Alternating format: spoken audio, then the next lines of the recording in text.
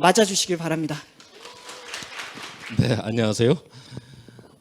저는 오늘 IPCC 보고서에서 이야기를 하는 기후 위기에 대해서 여러분들과 잠깐 생각을 하고자 합니다. 우리가 보통 이제 1.5도, 2도를 넘으면 위험하다라고 우리 그렇게 다 알고 있죠. 그러면 우리가 1.5도 위도를 넘게 되면 과연 절벽 아래로 떨어지듯이 그렇게 세상이 변할 것인가? IPCC 보고서에서는 그 부분에 대해서 어떻게 이야기를 하냐. 그러니까 우리가 급변적으로 전혀 회복할 수 없는, 그러니까 이 대모김으로 파국적으로 가는 그러한 위험성에 대해서는 지금 현재 갖고 있는 증거로다가는 앞으로 2200년 이후쯤에나 등장을 그런 일이 일어날 거죠. 현재 갖고 있는 증거, 새로운 증거가 나오게 되면 우리가 다른 이야기를 할 수가 있을 텐데 현재로서는 그 정도밖에는 이야기를 못한다. 다만 그렇게 될 수 있는 개연성만 있다라고 그렇게 표현을 하고 있어요. 자, 그러면 1.5도, 2도는 우리가 파국이라고 하는데 실질적으로다가 과학에서는 증거로다 이야기를 해보라고 하면 그건 2200년 이후다라고 하는 그 갭을 어떻게 이해를 해야 될까? 저한테는 굉장한 이게 의문이었고 바로 거기에 대해서 한번 생각을 해보고자 하는 것입니다. 그래서 제가 제목을 기후 위기로 인한 파국은 어떻게 일어나는가라고 하는 이러한 제목을 잡았어요.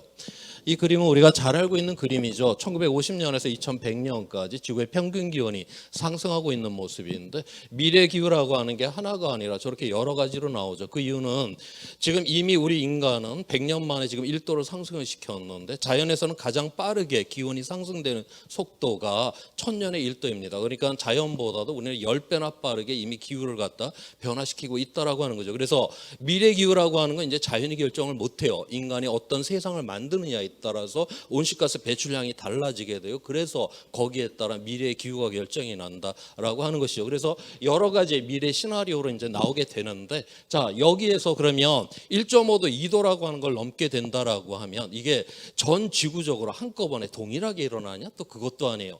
부분별로다가 그 다음에 지역별로다가 그 다음에 계층별로다가 다 다르게 이러한 위험이 일어나게 될 거다라고 보고 있습니다. 그래서 그거를 다룰 때 우리가 이제 RFC라고 하는데 우려의 요인이라고 하는 이러한 표현을 쓰게 돼요. 그래서 각 부분별로다가 이 기온이 상승함에 따라서 그 누적된 위험의 정도를 갖다 표현을 하게 됩니다. 여기에서 지금 기온이 상승함에 따라서 이제 노란색은 위험을 감지하는 수준이고 빨간색은 위험으로 들어갔고 굉장히 진한 색은 이제 극심한 위험 속으로 들어간 거예요. 첫 번째로다가 위협을 받고 있는 고유 시스템이다라고 하는 건데 이거는 지역적으로다가 우리가 일어나고 있는 멸종을 지금 이야기를 합니다. 그중에서 가장 지금 현재 대표적인 게 산호초예요. 지금 보면 우리가 지금 1.1도가 상승이 됐는데 지금 이미 빨간색 영역 안에 지금 들어와 있어요. 위험 영역 안에 들어와 있다라고 하는 거고 1.5도 이미 지금 빨간색으로 들어가 1.5도면 극심한 위험으로 들어가서 이제 2도를 넘게 되면 산호초 같은 경우는 완전 멸종이 될 거다라고 그렇게 지금 보고 있고요. 그다음 두 번째로 우리 잘 알고 있는 극한의 그런 재난들, 뭐 홍수, 가뭄, 뭐 이런 폭염 이러한 것들인데 현재는 노란색에 지금 가 있죠. 그래서 현재는 이러한 극단적인 날씨들은 위험을 감지를 하고 있는 이런 수준인데 1.5도면 이제 위험으로 들어가고 2도를 넘게 되면 극단적 위험에 들어간다라고 보고 있습니다. 세 번째로다가 위험의 역량의 분배. 그러니까 이 위기라고 하는 게 동일하게 일어나는 게 아니라 오늘날 이제 가난한 나라들이라든가 계층으로다가도 가난한 사람들에게 이러한 위험이 집중되는 그러한 상황이 이제 된다라고 하는 거죠. 현재는 지금 우리가 그러한 위험을 감지하는 수준인데 이제 2도 이상이 되면서부터는 본격적 위험 속으로 들어가게 될 것이다라고 보고 있고 네 번째로다가는 전 지구적인 통합적인 위험. 그러니까 우리가 식량이 부족하다라든가 예를 들어서 우리가 2도 이상이 되게 되면 전 세계적으로 이미 이제 GDP는 더 이상 못 올라간다고 그렇게 보고 있어요. 왜냐하면 이 기후 위기로 피해가 일어나서 깨지고 복원을 하는 데 사용되는 비용이 너무 크기 때문에 GDP가 더 이상 올라가지 못한다. 그래서 전 지구적으로다가 이러한 피해를 보게 되는 이런 상황으로 들어간다고 보고 있고 다섯 번째로다가는 이거는 다시는 회복할 수 없는 우리가 뭐 빙하가 깨져서 물이 엄청나게 올라간다라든가 뭐 이러한 것들. 그래서 상태에서 회복할 수 없는 위험 상태를 의미를 합니다. 자, 그래서 이 지금 우리가 평균 기온이 한 3도 정도 올라가게 되면 모든 요소들이 우리가 더 이상 이제 그 인간이 대응을 할 수 없는 이런 위험성, 그러니까 3도 이상에서는 거의 파국의 이제 위험이다라고 지금 그렇게 보고 있어요.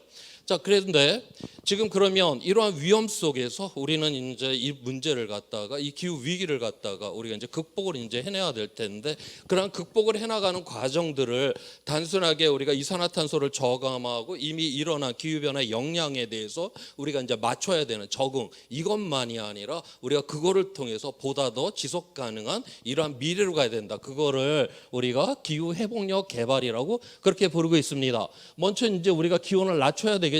이거는 바로 온실가스 배출량을 이제 줄여야 된다라고 하는 거고, 또 올라간 이 온도에 대해서는 거기에 영향에 이제 맞추는 적응을 해야 되는데, 자, 우리가 1.5도, 2도 이게 목표라고 했는데, 그럼 1.5도, 2도면 괜찮냐? 아닙니다. 지금보다 대단히 안좋은 상황이에요. 1.5도, 2도라고 하는 그 상황도 위험한데, 이건 우리가 어떻게 봐야 되냐면, 우리가 지금 현재 1도가 올랐죠. 이건 우리가 고속도로에서 지금 시속 100km로 가는 그 수준을 말해요. 그런데 시속 100km 이상으로 점점점 갈수록 사고의 위험이 높아지죠. 시속 150km가 되면 훨씬 더 위험이 높아지고, 그건 1.5도고, 우리가 시속 200km가 되면 거의 그 위험이 일어날 가능성이 너무나도 높죠. 그게 바로 2도가 되는 거고, 시속 300km로 우리 고속도로에서 달렸다? 그건 그냥 죽는 거 아닙니까? 바로 그러한 식으로 위험이 극단적으로 이제 올라가게 될 것이다라고 하는 거예요. 그래서 우리가 1.5도, 2도인 이러한 상황 속에서도 이 세상에는 굉장한 이러한 피해와 위험들이 이제 주어지게 된다라고 하는 것이고,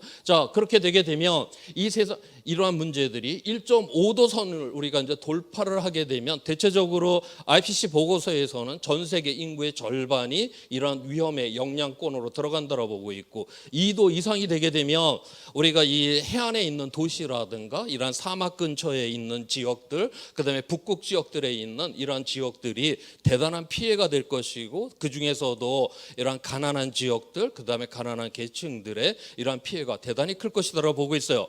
우리가 2도를 막는다 해도 그 사회 자체가 굉장히 정의롭지 못하다라고 하면 이러한 불안정 요소가 그 사회 불안정을 증폭을 시키면서 위험 속으로 치솟아 올라갈 수 있다라고 지금 그렇게 보고 있습니다. 그래서 우리가 이제 2도 이선까지 1.5도 2도 선까지에서는 주로 이 위험, 손실과 저 피해라고 하는 게 불평등하게 주로 가난하고 약한 곳을 공격을 하기 시작을 할 거다라고 보고 있어요.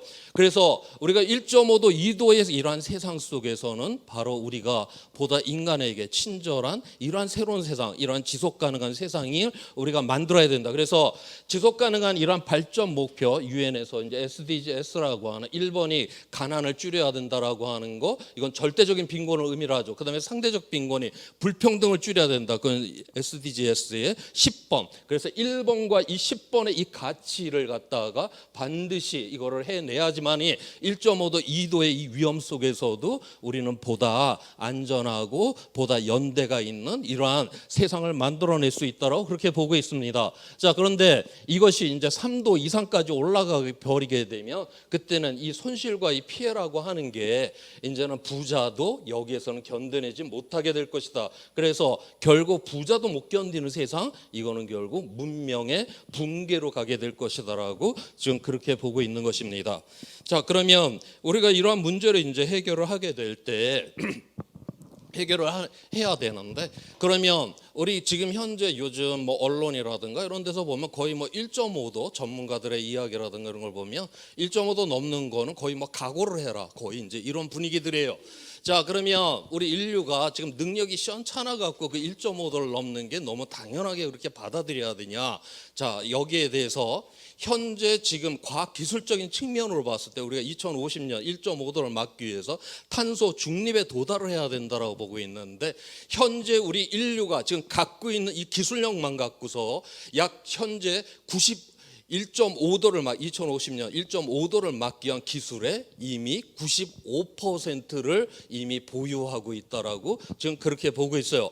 자, 그래서 우리가 그런데 그렇게 지금 보고 있고, 그다음에 이번에 나온 IPCC 6차 보고서에 이제 그 저감과 관련된 이 보고서에서는 우리가 2050년 탄소 중립에 도달을 하려고 하면 그 중간 목표가 하나가 있죠. 2030년. 2030년이면 이건 새로운 기술이 아니에요. 지금 갖고 있는 것 갖고 이거는 해야 되잖아요. 자, 그래서 2030년까지 우리가 현재 보유하고 있는 기술로다가 각 부분별로다가 줄일 수 있는 이산화탄소량 이미 다 계산 다 나와 있습니다. 그다음에 여기 색깔로 표시된 것이 바로 이게 그 비용을 다 의미를 해요. 파란색은 투자한 것보다 이익이 될 것이다라고 보고 있고, 빨간색이 강하면 강할수록 그 비용이 훨씬 더 지금 크다라고 보고 있어요. 그래서 지금 우리 과학은 지금 이 과학 기술은 우리가 이 탄소 중립 2030년까지 톤당 $100 미만의 이 비용만 갖고서도 우리의 현재 기술력으로다가 절반 이상을 줄일 수가 있다. 다시 말해서 과학기술은 지금 이 탄소 중립이 지금 가능하다라고 그렇게 보고 있어요. 거기 내용을 하나 보게 되면 주로 여기 풍력, 태양광이 여기 파란색 영역이 크죠. 이건 투자한 것보다 비용 훨씬 더 이윤이 된다라고 하는 것이고, 지금 대한민국 정부가 열심히 하겠다. 이 기후위기 대응을 하기 위해서 여기 보면 지금 원전도 여기 있습니다. 갑자기 원전 지금 여기 있는데 태양광하고 풍력에 비해서 지금 9분의 1밖에 되지를 않아요. 그 다음에 비용도 대단히 비싸다라고 지금 그렇게 나와 있죠. 그 다음 CCS 탄소 수집 포장 저장 기술들 이것들도 별로 줄일 수 있는 것도 안 되고 대단히 비싸다. 지금 대한민국이 얼마나 지금 정책 결정자들이 진짜 이 세상에 진짜 이 열려있는 이 세상을 가는 것이 아니라 가장 줄이는 것도 힘들고 비용도 엄청 든 거기에다가 지금 몰빵을 하고 있다.